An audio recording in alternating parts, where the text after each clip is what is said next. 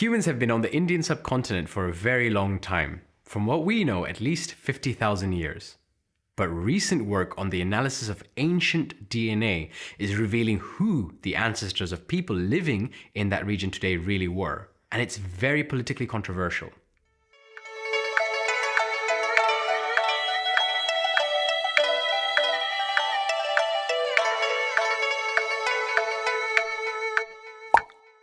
For some people, Indian history is all about the British, the Mughal, the Turkic, the Sena, the Pala, Mauryan, Emperor Ashoka, as if history is just about kings, emperors, and their wars. But didn't all this happen just 2,000 years ago? What came before that? Oh yeah, the Aryans came from the north, those horse-riding, mighty Aryans with pale skin, still today considered the highest caste in traditional Hindu societies. The same Aryans who even today are used as a political weapon for right-wing nationalists, not just in India, but also in Europe and America. But we'll talk about that later. We tend often to think of history as what's written or recorded, but that's only about 5,000 years old. In a groundbreaking study published in 2018, geneticists teamed up with experts from all sorts of disciplines to analyze the ancient genomes of human skeletons who lived in the Indus Valley Civilization and the surrounding areas we call Afghanistan, Iran, Uzbekistan, and Turkmenistan today. They compared this ancient genetic data with live DNA samples from 246 different groups living in Indian subcontinent today. I'm sure you all know that modern humans, Homo sapiens, first evolved in Africa about 300,000 years ago. These early ancestors left Africa about 70 to 80,000 years ago, and by 50,000 years ago, they'd already started living in the Indian subcontinent. About 12,000 years ago, farming developed in the Fertile Crescent of Western Asia and spread out. Many thought these Iranians brought farming to India, but a more recent study says that's probably not true. Agriculture might have arisen independently or spread through cultural contact. But these massive Iranian populations migrating to the north of India mixed with indigenous hunter-gatherer communities who were already living there. And this mixed population created the famous Indus Valley Civilization in the areas known today as ancient Harappa and Mohenjo-daro. The genetic analysis of 4,500-year-old human skeletons from ancient Harappa found no genetic markers at all linked to the Aryan people.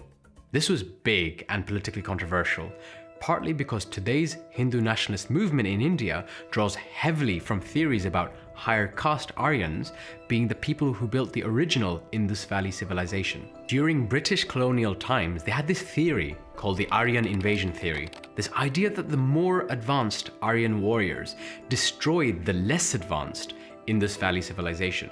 Although this theory had been disproved for a while, this study confirmed that it was wrong once and for all. What does this mean? Well, not only was the great Indus Valley Civilization not built by the great Aryans, we can't even give them credit for its destruction either. What likely happened is that changes in river patterns and reduced rainfall caused the civilization to break up slowly. But history is pretty boring sometimes, right? Now, soon after that, the Aryan migration did start from the steppes in Central Asia. And Aryans did begin to mix with the local North Indian population. The mixture of this steppe ancestry and the local Northern Indian farmer ancestry has been named Ancestral North Indian, or ANI for short. And the people that moved south before mixing with the Aryans are named the Ancestral South Indians, or ASI. But it's not that the ANI and the ASI populations got separated genetically, exactly the opposite. They kept mixing and mingling, which is why you see a varied range of mixture of ANI and ASI in the Indian subcontinent today. But because of the caste system and endogamy, that is, only marrying into your own community, which came largely from people following the Hindu faith, you'll see more of the ANI genetic markers in the north and more of the ASI genetic markers in the south of modern-day India. The people from the Indian subcontinent also mixed with the previously established Tibetan Burmese and Austroasiatic populations from the east. They then again mixed with the Arabs, the Turks, the Mughals, and later the Europeans. But these groups did not have their genes spread all across the population of the subcontinent, as it did with those early Iranian farmers. This recent data is not at all good news for the Hindu nationalists. According to the out of India theory that many of them subscribe to, the Aryans originated in India, then ventured out and built higher civilizations in Asia and Europe. On the other side, in hard right nationalist groups in the West, some of them claim that these pure Aryans actually originated in Europe and are their ancestors, claiming that the Aryans were particularly suited to building higher or better civilizations. But the facts are pretty simple. There is no pure race. The Aryans were just one more group of people from Central Asia, just like thousands of other groups in human history.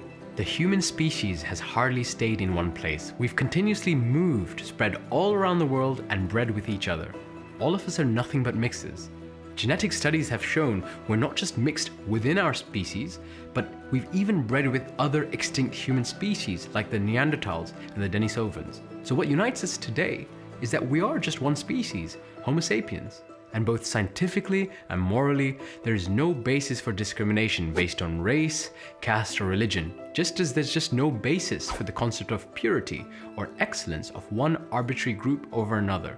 This ideology has been weaponized time and time again for political gain or economic interest. But like all ideas, they only persist if we allow ourselves to remain ignorant. The genetic analysis of 4,500-year-old skeletons from ancient Harappa found no genetic markers at all linked to the Aryan people. Markers? Yeah, it's crazy. I don't know why I keep saying markers. Okay, let's do it.